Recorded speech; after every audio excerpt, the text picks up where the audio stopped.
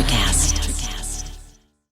Cars say a lot about who we are. It represents freedom for a lot of people. This season on Drive, I'm going to talk to all sorts of different people. I looked at car names. Yes. And yes. I found all the car names that have science or astronomically it's inspired. Crazy. It's huge. It is. Yes, I happen to be CEO of Ford Motor Company. For me, it's all about cars, movement, and our mutual passion for things that get us around.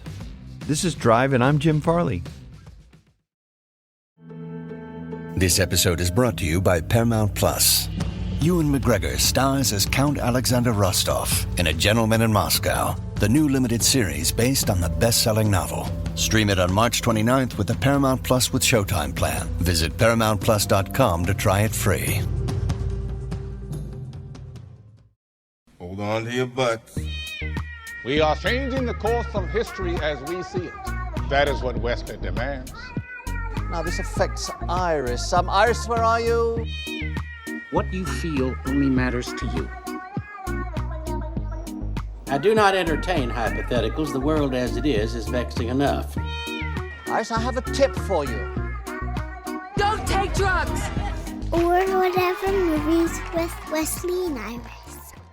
What up and welcome to Or Whatever Movies. I'm your co-host Iris and I'm here with my older brother, Wesley Dufresne. Today we're talking a movie from 1994, the most overrated movie of all time. Wow. The SHAWSHANK Redemption. You mean highly rated? Both. Really over? Is it just because you've seen it so much? Like I can't listen to certain albums and I can't watch certain movies. Like I don't watch them all the time because I've just seen them too much. Like what? I mean, I don't need to watch Back to the Future on a weekly basis. I know it by heart. Indiana Jones, we've talked about this. Terminator 2. Like, I think about these movies pretty much constantly. And you're saying that the Shawshank Redemption, there's a difference. Because oddly enough, when Dad was in the hospital, this movie was playing on a loop. And I think he watched it on a loop. Well, he's got the time. And this seems right up Dad's alley. And I read that Turner himself had bought Castle Rock and then sold Shawshank to himself so that he could put it on loop. Right, and he can. It's cheap and it's a, like super favorite, so why not loop it? Shawshank Redemption at 91% tomato meter and 98% audience score on Rotten Tomatoes. Look no further than IMDb users, which is all user-generated. What position do you think Shawshank Redemption holds in worldwide cinema for all time? Number 1, dude. Ahead of, Citizen Kane is like 50 now. It's ahead of The Godfather. It's ahead of The Dark Knight, which people love. It's ahead of everything. Wow. And do you think it's deserving of that status? I mean, of all time, look, I think you're coming from just saturation and from, being tired of it. Like you just watched it so many times. I don't think this movie is bad by any stretch of the imagination. Bruh, I'm just teasing you. I knew you'd get all hackles up and defensive and stuff. I love the Shawshank Redemption. I was happy to return to it for this discussion. That being said, there is this prevailing sentiment out there, if you look, where people say this movie is overrated because it's formulaic, because it's unrealistic, because of the extreme inconvenient or convenient, depending on how you look at it, coincidences, etc. Interesting. And so just like you all came in hot and emotional about Raiders of the Lost Ark, yeah, I thought that you might find this sentiment curious, if not totally offensive. I mean, you always have dissenters too, right? You got to, if it's 100%, then you got to have the one guy who mucks it up. Shawshank Redemption is the clunkiest title ever, and that may be, over this many years, the single factor to its biggest disadvantage, right? That it's a clunky title. What is a Shawshank? I don't know. But Shawshank Prison is present in many Stephen King stories and many of the Castle Rock stories. But both Tim Robbins and Morgan Freeman, they're like, I love that Shank Shim, that Scrimshaw movie. I love that movie. That was great. But I fear that you and I may be in the minority. As we've discussed before, I lived in Stephen King books in middle school and high school. So in different seasons, as we mentioned before, also the Stand By Me, The Body, that story came out of that, and Apt Pupil. Rita Hayworth and the Shawshank Redemption, which is the only way you could make this title clunkier, was a thing. And I was definitely one of those people in the theater who saw Shawshank Redemption and was really, really excited about it. At the time, I didn't care about awards or recognition or even about box office. I just knew that I loved that story and I was excited to see the movie. And everybody that I was in the theater with was also excited to see that movie. But no one else outside of that theater, probably for that screening, ever saw this movie until home video. Mm-hmm. Really saw a new life in home video. Kind of largely ignored, at least in terms of wins at the awards. What else was popular in 94? It was a bad year, man. It was up against Pulp Fiction. It was up against Forrest Gump. It was nominated for Best Picture. It just never really had a chance. It was like the Top Gun Maverick of 2023. I mean, it was an audience pleaser in that way, but I'm not sure by the time the Academy Awards rolled around that many people were aware of it. It was, in fact, in the year of its release, it found success on home video almost immediately, but this movie relied almost solely on word of mouth, which was much slower to get around back in 1994. What were you doing in 94? I was I guess a senior in high school, technically speaking, and I was screwing around and not close to graduating and hanging out with the chicken and going to see movies. We went to see Jurassic Park not long before, a dozen times. Remember we talked about Amelie and Mom, like when the love story comes together in the end, Mom had like a visceral reaction. She's like, "Mee!" She's all excited or whatever. That's on home video. I did that at the conclusion of The Shawshank Redemption, and I knew the story. I knew exactly what was going to happen. And so Norton says, "What say Fuzzy Britches?" and throws the pebbles through the poster. And then he puts his arm all the way through to the shoulder and rips the poster out. And I was like, yeah! In the theater, I was all stoked. It's just so satisfying. It really is, considering how dark the movie is at times. I mean, solitary confinement, what do they call it? The hole? Yeah. Gang rape, near-death beatings. Prison is no fairy tale place. Yeah, it's really brutal. But if you don't have a grasp of realism, if you're a little bit younger, it seems horrific. Because you can't imagine that level of dehumanization when they chuck the delousing agent in your eyes and then send you to your cell all naked and freezing. Sets a tone. And then they torture fat ass all night. And everybody's mean until it's time for them to be nice. Everybody's like, "It's fat ass by nose." And they're all like horrible people, including Hadley, until Hadley beats them up or whatever. And then Andy Dufresne shows up and then everybody's innocent and everybody's like Hank Williams singing and like all feeding their birds maggots and stuff. What do you think of the convict with a heart of gold archetype? I mean, I guess, I don't know. Are they guilty of crimes or whatever? Are they bad people? What I do know, having never been in prison, is that there is definitely an honor code. And fundamentally, there is a part of people that are good and loyal and enjoy and embrace community and stuff. And so in prison, it seems to be mostly stick with your own kind or whatever that may be. And as long as you don't violate or disrespect other people, generally it's fine. But when retribution comes, it's brutal, it's swift and brutal and merciless. Yeah, I felt like a lot of detractors from this movie complain about how good and even sweet some of these characters are. Like specifically, they point out the moment where Andy gives Red the harmonica, and Red's like, "It's really pretty, Andy," and it's like all sweet and touching, and how they're like, "That's so unrealistic." But I mean, even if you're a convict and guilty, it doesn't mean that you're like a horrible person all the time. Like, that's just unsustainable. I do not think that there are as many people innocent or good-hearted, except for that one terrible thing they did when they were a kid, as this movie would suggest. But, you know, we have to like these characters. And while I think it softens a little bit their general personalities, it allows that we can separate Red cleanly from his heinous murder when he was a kid. You know, because you think about Brooks, right? And in fact, James Whitmore, who played Brooks, was like, "Hey, I'm going to do this scene and it's laced with profanity. And if Brooks was institutionalized in 1902, I don't think that he would talk like that." And so Frank Darabont's like, "You're right, just take it out." And so Brooks is benevolent and sweater wearing and has a crow on his shoulder and stuff. You know what Brooks did in the novella to get put in prison? Uh-oh, what? He killed his wife and daughter in a murderous streak after a bad run of poker. That sounds like a Stephen King character. Right? good old Brooksy. But Brooksy's just fine. And he works at the Foodway, and it's all good until he's like, I wish to come back, and I think about things I do to get back. I could kill the store manager like a bonus. And it's a testament to his, the fact that he is a kind of a career lifetime criminal who is accustomed to, atoning for his crimes or whatever. Well, a lifetime inmate, at least. Is the novella kind of as neat and tidy as the script?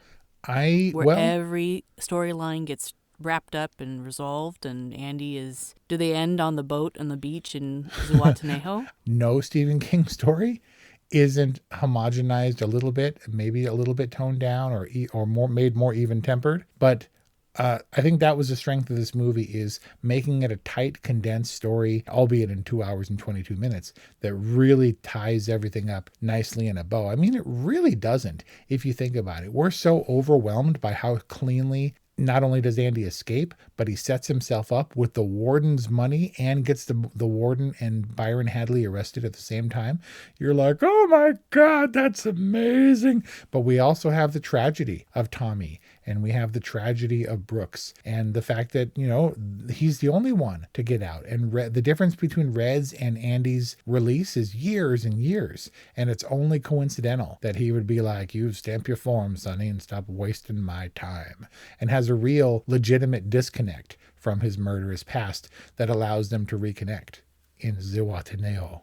Red was up for parole not long before Andy's escape, and then he goes up for parole again, which comes in 10-year time. Yeah, and there was no guarantee. He's like, Red, if you're reading this, you're out. Do you remember the name of the town? I hope so. And he left the stuff, but if Red hadn't showed up, Andy was never going to go bust him out. It just was what it was.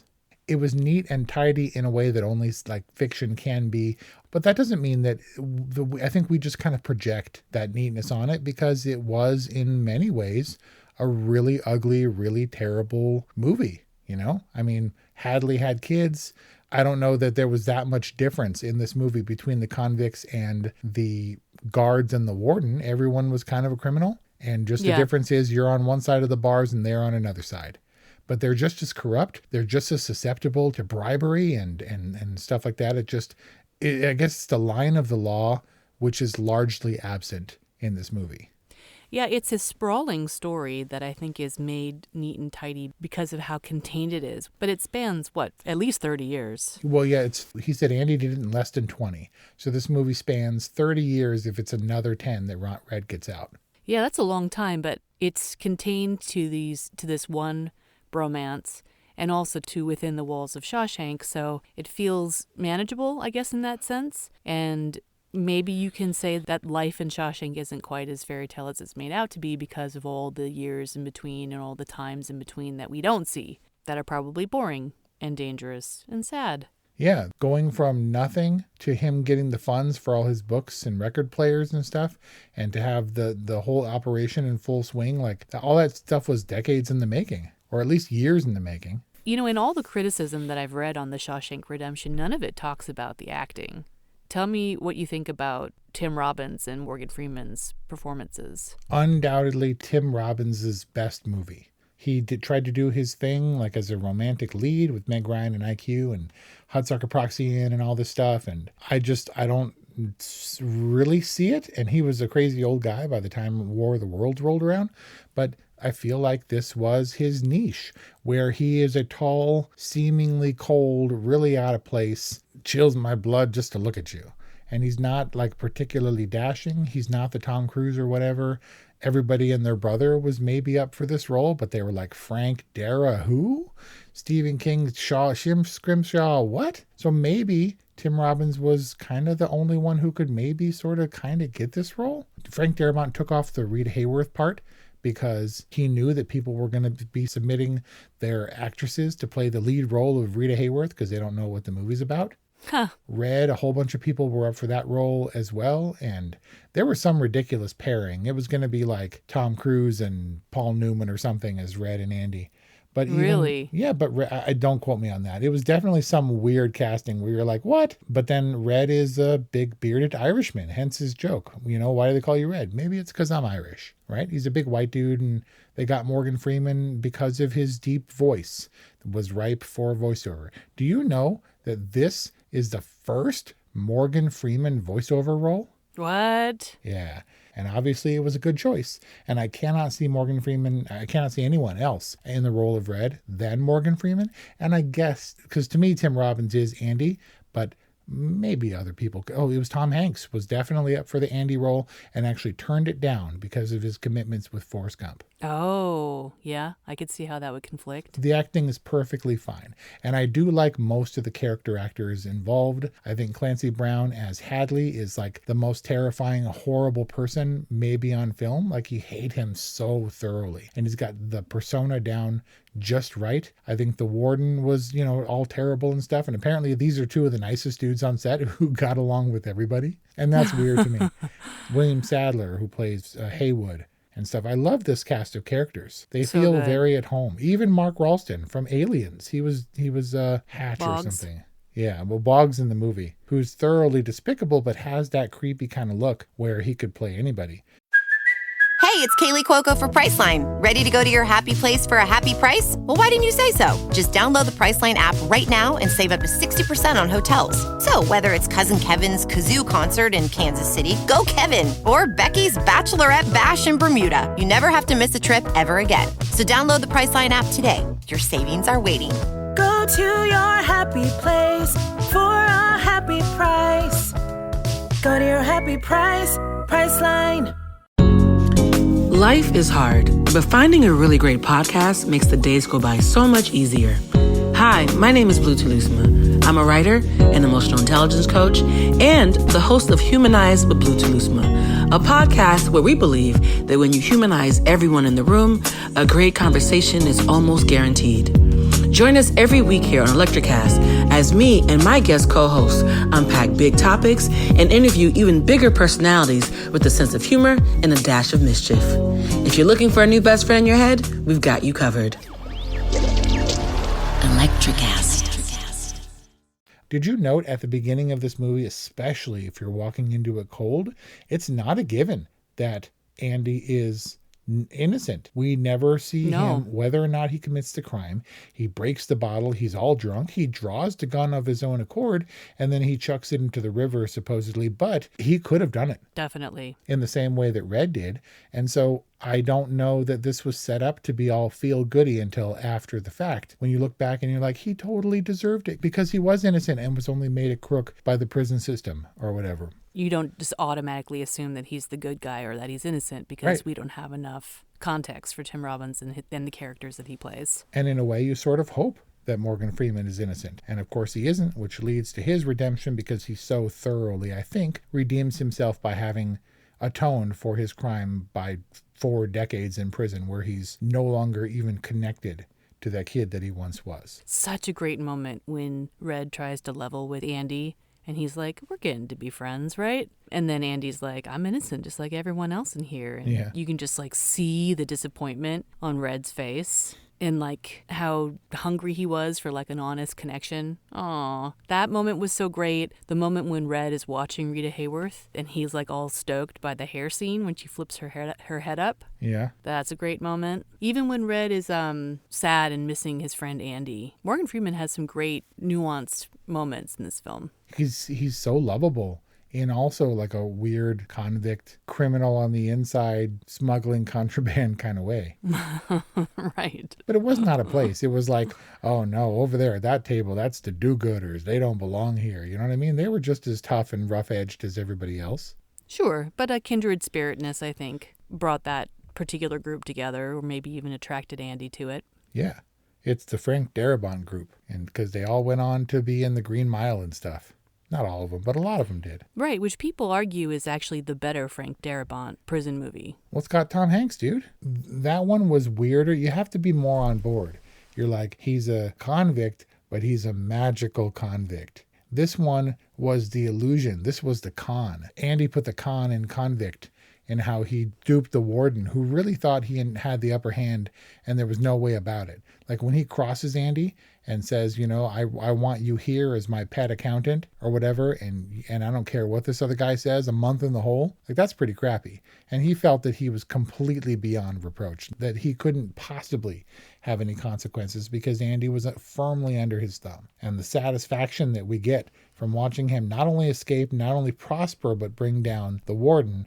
I mean, the Green Mile doesn't really have a lot of redemption. It's actually kind of sad and horrifying. Nobody really has a happy ending, spoiler, but I think Shawshank Redemption is the better movie. This has got to be, for some kids, because I was already I was almost an adult by the time this movie was released. I basically was an adult, but there got to be kids that this is their Saturday night fever, where they grew up on the television edit, constantly on reruns on TNT, and they see the unedited version and they're like, oh my God, that's dirty. Right. Or I never knew what they were saying, but now I understand. Do you think you would be the guy who breaks the first night? I would like to say no. And I think about this kind of a lot, how I would handle prison. I definitely would not handle prison well with a cellmate. If I were in my Andy-style cell in the corner and I didn't have a wall that I shared with somebody on one side, maybe I could get by. If I could stand up and stretch my arms overhead and not touch the ceiling, or if I could lay down on the floor, I could stave off claustrophobia like I did in the pyramids, but it would be a tough thing. However, laying in bed 23 hours a day, not bothering anybody, not being forced to socialize on group projects or whatever, going outside for an hour a day, and having books handed to me every day, that would be the bomb. Yeah, you just sit and read all day? Yeah. Books, if you enjoy reading, books are as an effective transport as anything in the world. Second only to movies, which apparently they also had access to. Now, granted, Andy was like, I saw it 3 times that last month or this month or whatever, and which means they probably run that same movie forever, on like by the pound on consignment or something, and they only have a few movies to show. But that seems like a pretty good deal, and they're all hooting and hollering over Rita Hayworth. I'm curious, do you think that the Tommy storyline actually propels the story forward, or do you think it might be maybe kind of unnecessary? I think that he dipped in just enough to make a stir and then died. He was a convenience. He's a MacGuffin. It cements for us the terribleness of the warden and of the captain of the guards. Probably the largest convenience in the plot. It's not something that Andy could have calculated or planned for. Having the person who is a bunkie with the murderer that he's maintained his innocence, the murder that he's maintained his innocence against for decades, that's pretty convenient. It is, and I think he's a MacGuffin in the sense that he's intended to make us think that he foments and motivates Andy's next step. But if you were to remove Tommy from the story altogether, yep, I think that we would probably have come to the same end. Yeah, it was the turn where Andy, it becomes clear that Norton is evil, has no interest in having Andy for a friend, and doesn't have his best interest at heart, so that he can completely sink the warden and drive him to suicide by the end. But Andy would have rock-hammered his way out of Shawshank kind of no matter what. Yeah, I think it was good that he did. It's a toss-up for me. Is Andy more of a convenience, or the massive sewage pipe that just kind of lets out into the river next to the prison? But Andy is far-seeing and all-knowing. And you think that everything was so carefully planned. I often wondered if he didn't break through, if he here, I broke into the exterior room. But people can access those pipes. And so did he just poke a little hole and then at the last minute knock his way through at the very end to make a giant hole? He can't have an open hole extending into the pipe room or whatever. You also can't bust open a metal pipe with a rock in a bare hand. Yeah, it's tough. And then it looked like when he does and then puts his face in the poop hole, that pipe is awfully small. So he would have needed a jackhammer to create a body-sized opening, because if Tim Robbins doesn't fit in the cockpit of an F-14, he's probably not going to fit very easily into the sewage pipe of an old-ass prison. I was thinking a lot about this, and at this point in the film, there's so much momentum behind us, and there's so much goodwill that the filmmakers have built up and the characters have built up. It really doesn't matter. At that point in the movie, anything could have happened, and we would have been like, yay! Yay! And then it's just the icing on the cake for him and Red to reunite. The tension that they try to create with the rope, all Man Called Otto style, or with the Red on the chair in Brooks's old apartment building. All that is just kind of for fun. Yes, it was, but I think it is effective, actually. I think the turn is so clean and so abrupt. it's startling. We see him following in Brooks's footsteps, and he could have chosen, like, because Brooks said, I've decided not to stay. And you're like, what does that mean, Brooks? And who knows for Red, except for that promise. I think the length of rope worked. He's all in a fit of despair at that point. Get busy living or get busy dying. Was that for Red's benefit? Was he like, okay, I'm going to do it? Had he reached a point of despair and decided if he didn't make it out that he was going to die? And, the not showing up, and it's the longest night of my life. He's like, you're putting me behind schedule. You better be sick or dead in there. I shit you not. And the guard comes down. All he does is look into the cell, and we're tight on his face. And it's just, oh my God. And there is a world. And you're like, ha ha. Right? There's a world where Red is redeemed, watching his friend, who turned out to be innocent, hang himself in despair. For that means, for Andy, I decided to go on. Where Brooks couldn't do it at the frickin' Foodway, asking permission to take a piss. There's a world where he really does kill himself, and that could happen, and it could still kinda be a happy redemption for Red. You know what I mean? I don't put it above reason that Andy could have or would have died in that scene. Obviously, a very different movie, but to play up those misdirects in a way that I think were effective and then turn them on their head made it all the more satisfying. That was really pretty, Wes. Yeah. Red, that entire night, who knows Andy best, at no point, and for the purposes of the movie, granted, was like, maybe he escaped. He was never thinking that. Red firmly believed it, and he was the reliable narrator, so we believed it. Right. And his face when he pokes it over the edge of the hole. Oh, such a great shot when it's the warden and then Morgan Freeman enters frame. Oh my God, the look on his face is priceless. And I often think, because Morgan Freeman is a really good actor. He goes in and Hadley's like, face the warden. And the warden turns and he's like, well, nothing. No, like, what about this? What about that? He fully expects Red knows. And Red's like, well, what? And he doesn't know. Thick as thieves you are. Honest warden, not a word. And it's true. All of that over decades. Andy had a plan, was about to execute it, never even gave Red a heads up. Yes, you think you're friends, right? Yeah. Sometimes you think you're friends and you just don't know what's going on in your friend's head. So there were just dudes who escaped a prison, and I don't recall where it was. They were in their mid-30s or whatever. They broke out. They tunneled through a wall, Andy Dufresne style. This is like 3 days ago, and they got 7 miles away from the prison. And where did they get caught? Having breakfast the next morning at IHOP. No. And I don't know if they were in their jumpsuits or whatever, or if they were like suspicious or something. Somebody called the cops, and the cops went in and were like, all right, guys, time to go back. No. Right? I think it's really hard. And for Andy to stroll in with his polished shoes and his shirt and do business and have the audacity to ask them to add to the outgoing mail and stuff or whatever, to the newspaper detailing all the crimes and stuff, it was just so thorough and planned. And he alluded to it.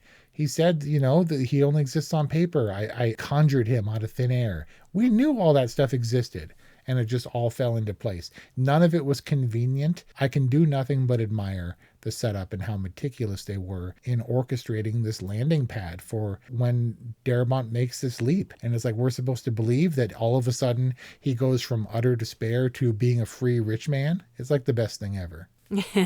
Although, were they meticulous about the casting? Because I don't think that Tim Robbins and Bob Gunton are the same size. Well, Tim Robbins is 6'5", so probably not. He's huge. He's massive, and yet he strolls in, presumably, wearing the warden's suit. Yep. And shoes. Yeah. I have to look that up. That's a good point. I mean, how often do you look at a man's shoes? Maybe he was wearing like flood pants or something, where the hems are way up to his knees. I was looking at it when he enters into the bank. I'm like, either he got a new suit or he's just sagging below the coat. Yeah, maybe. Something's going on, because even the shoes themselves, I was like, Tim Robbins has to have massive feet.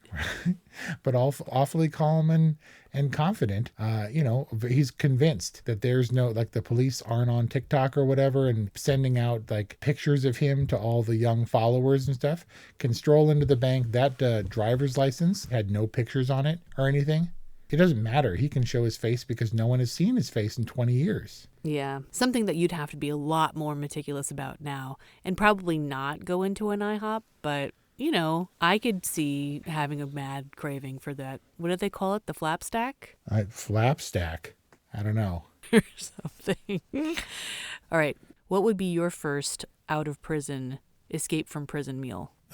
Probably like Iron Man, an American hamburger. Cheeseburger first, and then we'll do whatever we got to do.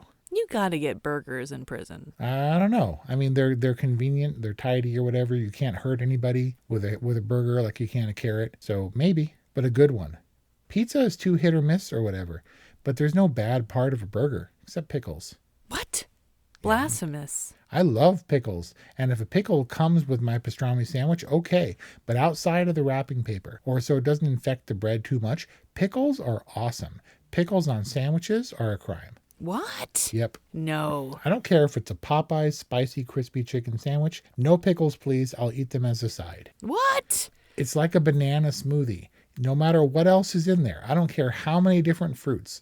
If you put a banana in that MRFer, that's a banana smoothie. I agree with you on all things but smoothies. Bananas dominate every dessert.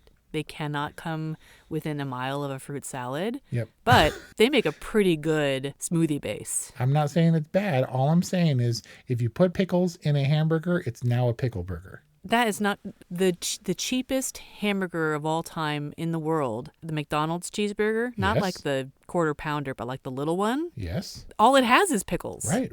It's a burger, cheese, and 2 pickles. Exactly. Cheap condiment that you can use as filler. I think you're pretty all right, and sometimes your taste in movies is okay, but on pickles, you're wrong. Poster quote. And that's our discussion on the Shawshank Redemption, unless you think that this is not ratings proof. The people have spoken. It's undeniable. I get it if you've seen it 1,000 times and you're like, oh, I don't want to watch that again. Fine. But if you don't like this movie, then you don't like movies and don't understand how movies should be made. At least this kind of movie. Does it really push any boundaries? No. Is it the most authentic or whatever movie ever produced? No. But it's the best kind of movie, I think. It stirs up all your emotions from hate to anger to disdain to unbridled joy and the sense of satisfaction and redemption. It's all of those things. Go watch it now again. Rekindle your love from 30 years ago and go revisit The Shawshank Redemption playing on HBO Max. And let us know what you think about it. 2-818-835-0473 is our hotline. You can call us, you can leave us a voicemail, or send us a text message. You can also reach us at orwhatevermovies@gmail.com. And check out 200 plus other reviews at orwhatevermovies.com or wherever you get podcasts. So we hope you enjoyed this discussion, and we'll see you next time.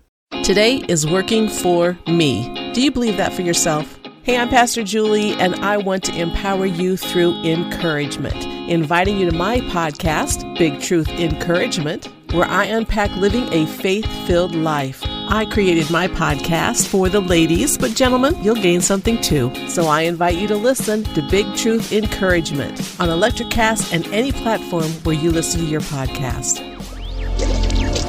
Electricast. If you're a working professional wondering what's next for your career, you've come to the right place. Whether you're looking for a promotion, growth, or a potential career transition, look no further.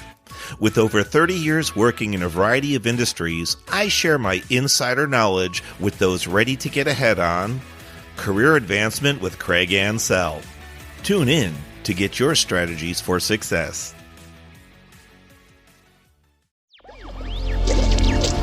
Electricast.